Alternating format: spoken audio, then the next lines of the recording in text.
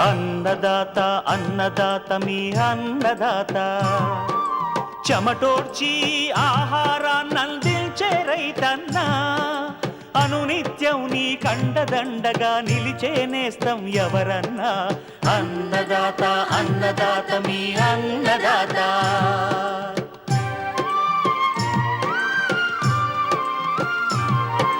నూతన రీతుల సాగుబడికి నూరింతలు పెరిగే దిగుబడికి సూచనలిచ్చే సస్య రక్షణకు పశు పోషణకి శాస్త్ర విజ్ఞానం అందించి ముందుకు నడిపే తెలుగు రైతు భారతదేశానికి మకుటం అయ్యేలా తీర్చిదిద్దే ఆశయంతో మిమ్ము మేలు కొలిపేది అన్నదాత అన్నదాత అన్నదాత మీ అన్నదాత అన్నదాత అన్నదాత మీ అన్నదాత.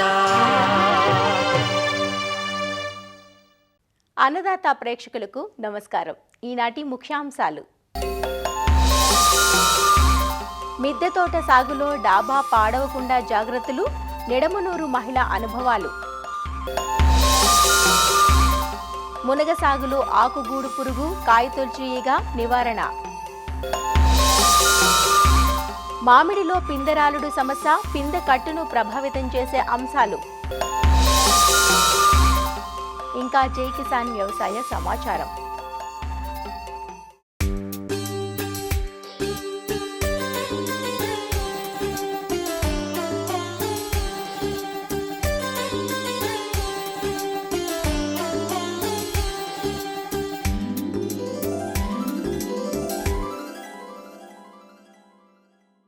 దక్షిణ భారతదేశంలో అధికంగా వినియోగించబడే కూరగాయ పంట మునగ.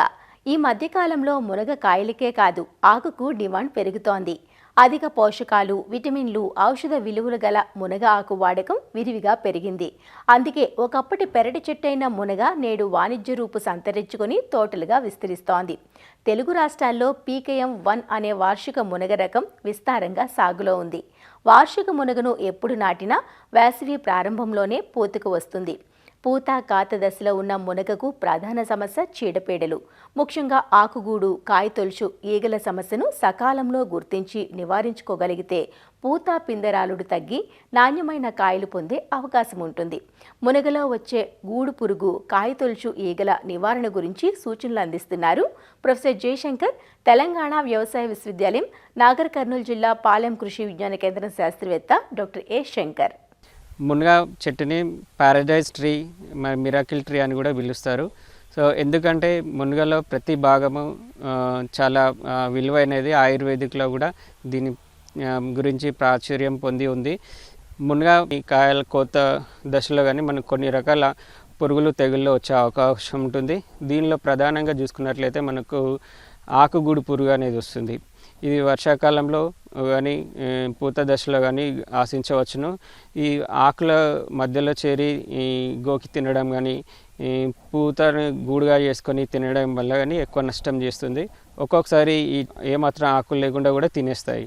సో ఇలాంటి లార్వాలను గమనించిన వెంటనే మనం సస్యరక్షణ చర్యలు చేపట్టాలి. దీని కొరకు ప్రొఫినోఫాజ్ అనే మందు లీటర్కి 2 ml చొప్పున కలిపి 10 రోజుల వ్యవధిలో 2 సార్లు పిచికారీ చేసుకున్నట్లయితే ఈ ఆకుగూడు పురుగుని మనం సమర్థవంతంగా నివారించుకోవచ్చును. ఇంకా పూత కాత దశలో మనకు కాయతొలుచు ఈగ అనేది వస్తుంది. ఇది పూత దశలో అండాశయాన్ని చేరి తినేయడం, తర్వాత పిందె ఏర్పడిన తర్వాత లోపలి భాగం నుంచి తినేయడం వల్ల మనకు కాయల మీద బంక లాంటిది కారుతుంది. అలాగే మనం చీల్చి చూసినట్లయితే లోపల మనకు లార్వాలు కూడా గమనిస్తాము. దీని నివారణకి పూత సమయంలో మనం ఫసలోన్ మందుని లీటర్కి 2 ml చొప్పున కలిపి పిచికారీ చేసుకోవాలి. కాయలు తెంపడానికి ఒక 15 నుంచి 30 రోజుల ముందు ఎలాంటి మందులు పిచికారీ చేయకూడదు. ఆ తర్వాత కాయ పెరుగుదల దశలో మనం సమర్థవంతంగా నివారించడానికి ఈ విషపెర్రలను తయారు చేసుకోవాలి. దీని కొరకు టమాటాల గుజ్జులాగా తయారు చేసుకొని ఒక నైట్ ఫెర్మెంట్ చేసిన తర్వాత దానికి కార్బోఫ్యూరాన్ గ్రాన్యూల్స్ కానీ ఏదైనా ఒక పురుగు మందుని తక్కువ మోతాదులో కలిపి ఎకరానికి 25 ప్లేస్లలో మనం పెట్టినట్లయితే దీనికి సంబంధించిన అడల్ట్స్ అనేది ట్రాప్ అయిపోతాయి. అలాగే కాయ దశలో మనకి ఇలాంటి పురుగును గమనించినట్లనే మనం ఇమామెక్టిక్ బెంజోయేట్ అనే మందు 0.4 గ్రాములు లీటర్ నీటికి చొప్పున కలిపేసి చెట్టు మీద అంతటా పిచికారీ చేసుకున్నట్లయితే ఈ కాయ తొలచి ఈగను సమర్థవంతంగా నివారించవచ్చును.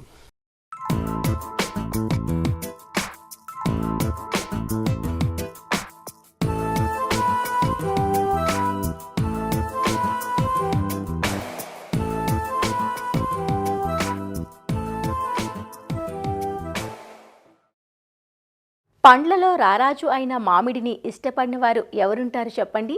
వేసవి వచ్చిందంటే అందరూ ఎదురు చూసేది మామిడి పండ్ల కోసమే. ప్రస్తుతం మామిడి తోటలు పూత నుంచి పిండి కట్టే దశలో ఉన్నాయి. ఈ దశలో మామిడిని అనేక రకాల చీడపీడలు ఆశించి విపరీతమైన నష్టం కలిగిస్తుంటాయి. చీడపీడల సమస్యకు పిందెరాలుడు సమస్య కూడా తోడవుతుంది. మామిడిలో పిందెరాలడాన్ని చాలా అంశాలు ప్రభావితం చేస్తాయి. మామిడిలో పిందెరాలుడు సమస్యకు గల కారణాలు, నివారించే మార్గాలు, పిందె కట్టును ప్రభావితం చేసే అంశాల గురించి ఈనాటి అన్నదాతలో తెలుసుకుందాం. మామిడిలో పిందె రాలిపోవడానికి అనేక కారణాలుంటాయి. ముఖ్యంగా పిందెలేర్పడేటప్పుడు వాతావరణ పరిస్థితులు, నీటి యాజమాన్యం, పోషక యాజమాన్యం, పురుగులు, తెగుళ్ల బెడద మొదలైన వాటిని ప్రముఖంగా చెప్పుకోవచ్చు. సహజసిద్ధంగా చెట్లలో రాలే పిందెల విషయంలో రైతులు పెద్దగా ఇబ్బంది పడాల్సిన అవసరం లేదు. కాని పిందెలు అధికంగా రాలిపోతున్నప్పుడు మాత్రం రైతులు తగిన నివారణ చర్యలు చేపట్టాలి. మామిడి చెట్లలో వచ్చే ప్రతి పూలగుత్తిలో 4000 నుంచి 6000 వరకు పూలు ఉంటాయి. ఈ పూలలో 55% మించి మగపూలే ఉంటాయి. మిగిలినవి మాత్రమే పిందె కట్టటానికి పనికొచ్చే ద్విలింగ పుష్పాలు. ఇందులో కూడా 50% మించి పూలలో పరాగ సంపర్కం జరగక రాలిపోతాయి. ఇవన్నీ పోను కేవలం ఒక పూగుత్తిలో 1 నుంచి 3 పూలు మాత్రమే కోతకు వచ్చే కాయలుగా వృద్ధి చెందుతాయి. సాధారణంగా 1000 పూలలో 1-2 పూలు మాత్రమే పిందె కట్టి నిలబడతాయి. మిగిలినవన్నీ వివిధ దశల్లో రాలిపోతాయి. పిందెలు రాలడానికి కారణాలు వాతావరణ పరిస్థితులు, నీటి ఎద్దడి, పోషక లోపాలు, హార్మోన్ల లోపాలు, చీడల సమస్యలు, పూలలో పరాగ సంపర్కం జరక్కపోవడం మొదలైనవి. సాధారణంగా మామిడిలో జులై, ఆగస్టు నెలల్లో వచ్చిన కొత్త చిగుర్లు ముదిరి ఆ రెమ్మలకు జనవరిలో పూత వస్తుంది. కనీసం 2 నెలల బెట్ట పరిస్థితుల తర్వాత చల్లటి రాత్రులు ఉండే చలి వాతావరణం మామిడి పూత రావడానికి అనువుగా ఉంటుంది. మామిడి తోటల్లో పూత రావడం ఆలస్యమైనప్పుడు పిందెలు ఏర్పడ్డం మార్చి నెల వరకు పొడిగించబడుతుంది. ఈ సమయంలో వాతావరణం పొడిగా ఉండి ఎండ తీవ్రత అధికంగా ఉంటుంది. ఈ రకంగా పిందెలేర్పడి వృద్ధి చెందే సమయంలో ఉష్ణోగ్రతలు పెరగడం వల్ల పిందెలు అధికంగా రాలిపోయే అవకాశం ఉంటుంది. మామిడిలో పిందె కట్టడానికి, పిందెలు పెరిగి అధిక దిగుబడులు రావడానికి పిందెలేర్పడే సమయంలో భూమిలో తగినంత తేమ ఉండడం చాలా అవసరం. ఈ సమయంలో ఆశించిన మేరకు భూమిలో తేమ లేక నీటి ఎద్దడి పరిస్థితులు ఏర్పడితే పిందెలు అధికంగా రాలిపోతాయి. నీటిపారుదల సౌకర్యం ఉన్న చోట నీటి తడులు ఇవ్వడంలో హెచ్చుతగ్గులు అధికంగా ఉన్నప్పుడు కూడా పిందెలెక్కువగా రాలిపోతాయి. చాలా రోజుల వ్యవధి అనంతరం ఒక్కసారిగా ఎక్కువ నీటిని కట్టినా పిందెలు రాలే అవకాశం ఉంటుంది. పిందెలు ఏర్పడి ఎదిగే దశలో చెట్లకు తగినంత పోషకాలు అందనప్పుడు లేత పిందెలు సరిగా వృద్ధి చెందక రాలిపోతాయి. జింకు, బోరాన్ వంటి సూక్ష్మ పోషకాల లోపాలు కూడా మామిడికాయల నాణ్యతను, రాలడాన్ని ప్రభావితం చేస్తాయి.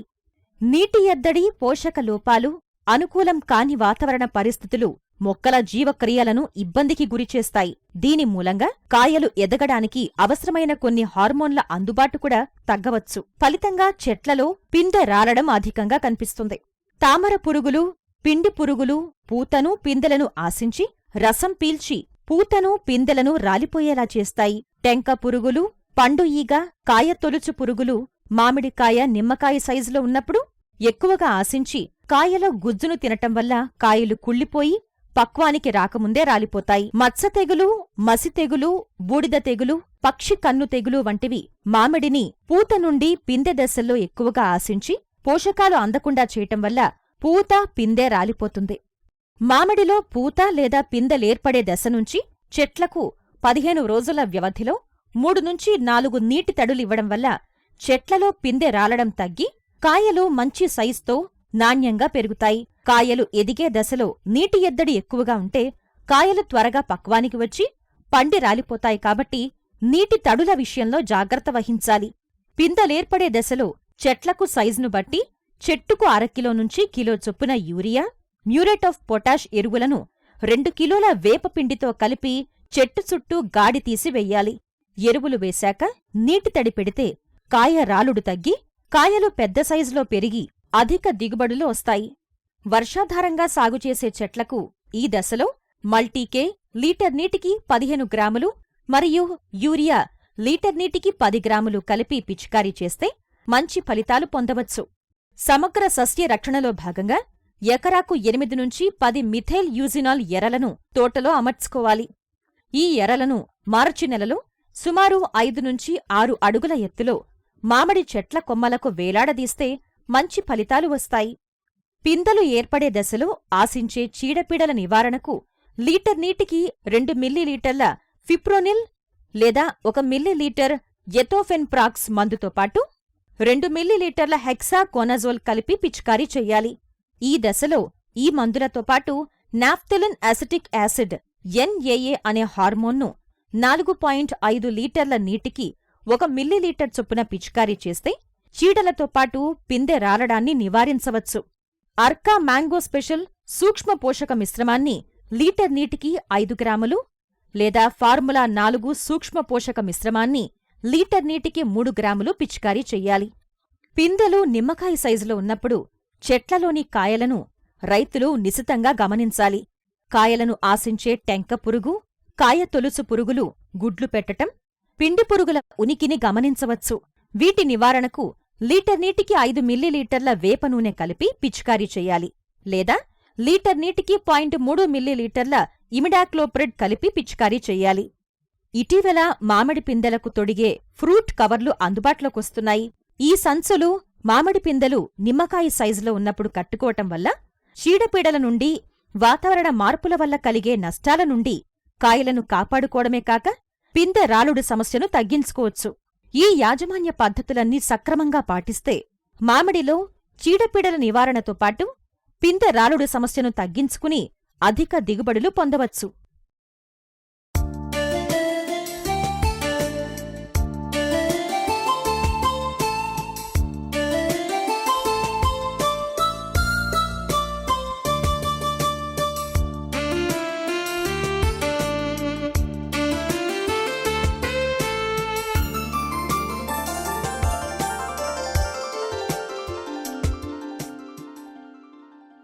నిత్యం రసాయన ఎరువులు, పిచికారీలతో విషతుల్యమవుతున్న వ్యవసాయ ఉత్పత్తులను తినలేక ఎందరో ఔత్సాహికులు సొంతంగా ఆకుకూరలు, కూరగాయలు, పండ్లను ఇంటి వద్దనే పండించుకుంటున్నారు. ఇందుకోసం ఇంటి ఆవరణను, డాబాలను ఉపయోగించుకుంటున్నారు. అయితే మిద్దె సాగు అనగానే అందరి మదిలో మెదిలే మొదటి ప్రశ్న డాబా పాడవుతుందని. కానీ తగినన్ని జాగ్రత్తలు తీసుకుంటే డాబాకు ఎటువంటి నష్టం లేకుండా ఎంచక్కా పెంపకం కొనసాగించుకునే అవకాశం ఉంది. విజయవాడ రూరల్ మండలం నిడమనూరుకు చెందిన ఓ మహిళ అలాంటి జాగ్రత్తలు తీసుకుంటూ సేంద్రియ పద్ధతిలో మిద్దె సాగును కొనసాగిస్తున్నారు. ఆ మహిళ తీసుకున్న మెలకువలేవో మనము చూసేద్దామా?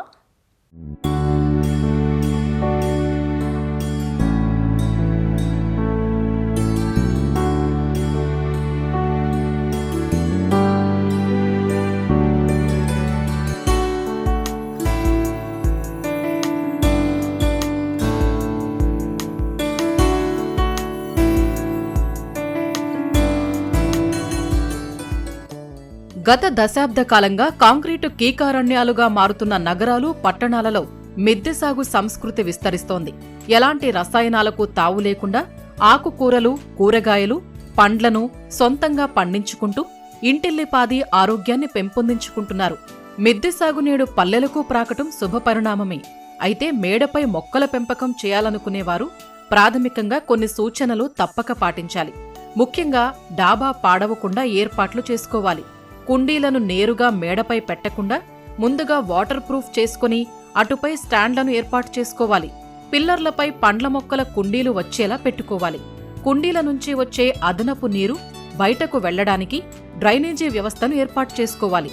నీరు నిలిచిపోతే స్లాబ్ దెబ్బతినే అవకాశం ఉంటుంది. సాధ్యమైనంత వరకు బరువు తక్కువగా ఉండే ప్లాస్టిక్ బకెట్లు, పెరుగు బకెట్లు, గ్రో బ్యాగ్లను వాడుకోవటం ఉత్తమం.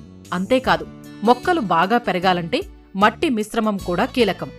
ఎర్రమట్టి, కోకోపిట్, వర్మీ కంపోస్టుల్ని సమపాళ్లలో కలుపుకోవాలి. ఒక 5-10% వేపపిండి కలుపుకుంటే చీడపీడలు అదుపులో ఉంటాయి. బరువైన నల్లమట్టిని వాడేవారు 10% ఇసుకను కలుపుకోవాలి. ఇలాంటి అన్ని జాగ్రత్తలను తూచా తప్పక పాటిస్తూ గత 5 ఏళ్లుగా నిర్వహిస్తున్నారు విజయవాడ రూరల్ మండలం నిడమనూరుకు చెందిన సామ్రాజ్యం. ప్రారంభంలో బకెట్లలో పెంపకం చేసిన అటుపై శాశ్వత తొట్టెలు, పందిర్లను ఏర్పాటు చేసుకున్నారు. ప్రస్తుతం ఆకుకూరలతో పాటు కూరగాయలు, పండ్లు, ఔషధ మొక్కలను పెంచుతున్నానని, ఎలాంటి రసాయనాలను వాడకుండా వంటింటి వ్యర్థాలనే ఎరువులుగా ఉపయోగిస్తున్నానంటూ తన అనుభవాలను ఇలా తెలియజేస్తున్నారు. ఈ మిద్దె తోట మొదలుపెట్టి 5 సంవత్సరాలు అయిందండి. మేము పండించుకున్న ఆహారం తిందామని మేము మొదలుపెట్టామండి. అంతకుముందు మామూలుగా పూల మొక్కలు ఉండేవి, ఆకుకూరలు, పూల మొక్కలు. తర్వాత మడులు కట్టించుకున్నాము. ఎక్కడైతే మనకి భీములు ఉన్నాయో ఆ భీముల మీద మేము మడులు కట్టించుకున్నామండి. 5 సంవత్సరాల నుంచి వీటిలోనే ఉన్నాయి. వాటర్ ఎక్కువైనప్పుడు నీళ్లు బయటకు వస్తాయని ఒక్కొక్క మడికి 3-4 పైపులు పెట్టించాము. మనకి నీళ్ళు ఎక్కువైనా మనకి స్లాబ్ పాడవకుండా ఉండటానికి మనం కింద బకెట్ కానీ ఏదైనా పెట్టుకుంటే వాన ఎక్కువైనా మనకి నీళ్ళు ఎక్కువైనా బకెట్లలోకి వస్తాయి వాటర్, స్లాబ్ పాడవకుండా ఉంటుందండి. కట్టించే ముందే పెయింట్ వేయించాము. 5 సంవత్సరాలు ఉంటుంది అన్నారు. తర్వాత మళ్ళీ ఇంకోసారి మళ్ళీ వేయించుకుంటాము. పళ్ళ మొక్కలు 10 రకాలు ఉన్నాయండి. డ్రాగన్ ఫ్రూట్ ఉంది, యాపిల్ బేరు, సపోటా, దానిమ్మ, అంజీర్లో 2 రకాలు ఉన్నాయి, టర్కీ అంజీరా, వైట్ అంజీరా, కమలాలు, స్టార్ ఫ్రూట్ ఉంది, బొప్పాయి ఉంది, ద్రాక్ష, ఫ్యాషన్ ఫ్రూట్ అండి.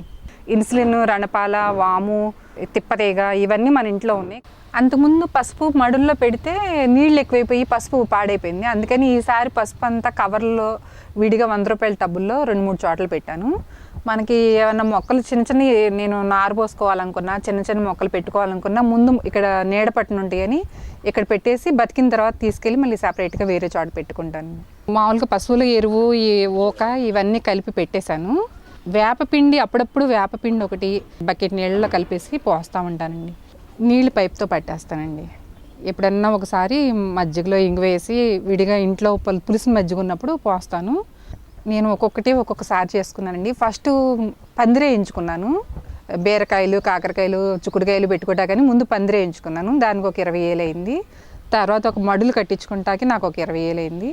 తర్వాత మళ్ళీ అటు ద్రాక్ష పందిరి పాగుతుంది అని మళ్ళీ అటు కొంచెం పందిరి ఎక్స్ట్రా చేయించుకున్నాను. దానికి ఒక 10,000 అయింది. మొత్తం ఒక 50,000-60,000 అవుతుంది. ఒకసారిగా పెట్టలేదు. సంవత్సరానికి ఒకటి అన్నట్టు నిదానంగా ఒక్కొక్కటి వేయించుకున్నాను. రోజు పొద్దున్నే 1 గంట, సాయంత్రం 1 గంట వస్తామండి. మాది ఎక్సర్సైజ్ చేసినట్టు ఉంటుంది, మన పని మనం చేసుకున్నట్టు ఉంటుంది. కాలక్షేపం ఇంకా ఎక్కడికి వెళ్ళకుండా పైనే ఉంటాకి వస్తామండి. మా మామయ్య గారు కూడా హెల్ప్ చేస్తారు. ఈ మిద్దె తోట చూశాక నాకు కూడా ఇన్స్పిరేషన్ వచ్చిందండి. నేను కూడా తను చూసి కొన్ని ఫ్రూట్స్, ఆకుకూరలు ఇలాంటివి నేను కూడా పెంచుతున్నానండి. ఇవి ఆర్గానిక్ కదండి, కొంచెం హెల్త్కి మంచిది. బయట కొన్నవేమో ఎరువు మందులతో పండించినాయి కదా. మన ఫ్రూట్స్ మనం పండించుకున్నామంటే మనకు అదొక సాటిస్ఫాక్షన్ కదా. మొదలు పెట్టకముందు అంత ఐడియా లేదండి. ఇప్పుడు తిని సామ్రాజ్యాన్ని చూశాక నేను మొదలుపెట్టాను. అప్పుడు ఈ స్థలాలు ఉండి పెంచుకునేవాళ్ళు ఇప్పుడు ఈ మిద్దె తోటలు పెడుతున్నారు. స్థలాలు లేవు కండి ఇప్పుడు, అందుకని మిద్దె తోటలు పెట్టినారు. ఆక్సిజన్ వచ్చింది కాబట్టి మొక్కలు తిరిగితే రుచిగా ఉంటాయి. అవి సప్పగా ఉంటాయి. ముందు వేసి పెంచినవి తేడా ఉంటుందండి. ఈ రుచిగా ఉంటాయి, అవి సప్పగా ఉంటాయి.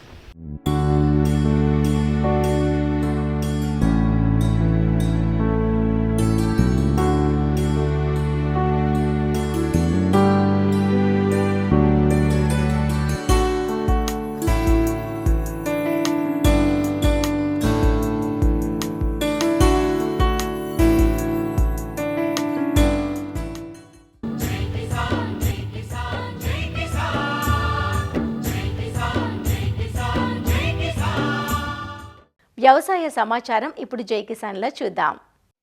నూతన వంగడాలు, కొత్త పంటల సాగుకు రైతులు ఎప్పుడూ ఆసక్తి చూపుతూ ఉంటారు. అలా గుంటూరు జిల్లాలో 3 ఏళ్ల క్రితం రైతులకు పరిచయమైంది పసుపు రంగు మిరప.